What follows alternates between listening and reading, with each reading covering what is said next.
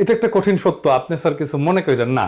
এইটার সাথে আপনারও মিল আছে মুজিবের এই ঘটনার সাথে।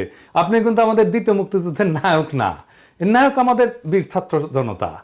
শেখ মুজিব অবিসংবাদিত ছিলেন বলেই ৭২-এ সবাই তাকে অন্তরের সাথে বরণ করছিল।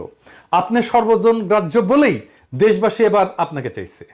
আমরা আশা করব আপনি মুজিবের মতো ভুল করবেন না। আপনিও যখন বিপ্লব ঘটে আপনি দেশে নাই, আপনি প্যারিসে। আপনি আসছেন বিপ্লব বিজয়ের পরে। তাইলে আপনাকে এখন কি করতে হবে? আপনাকে করতে হবে আমাদের দ্বিতীয় স্বাধীনতার বৈপ্লবিক মর্ম আত্মস্থ করে পুরনো ঘুণে ধরা ব্যবস্থা ধ্বংসস্তূপের উপরে একটা প্রকৃত গণমুখী রাষ্ট্র ব্যবস্থা গঠনের দুরূহ কাজটার উদ্যোগ নেওয়া। এদেশের মানুষের উপরে বারে বারে চাপাই দেওয়া হয়েছে গণতন্ত্র, রাষ্ট্রবিন্যাসী স্বৈরশাসন এবং ফ্যাসিবাদ, যা কেবল জনগণের সকল অধিকার হরণ করে একটা প্রবল দুর্নীতিগ্রস্ত ব্যবস্থাই চালু করেনি, তা এদেশের স্বাধীনতা, সার্বভৌমত্ব, আঞ্চলিক অখণ্ডতা বিপন্ন করছে।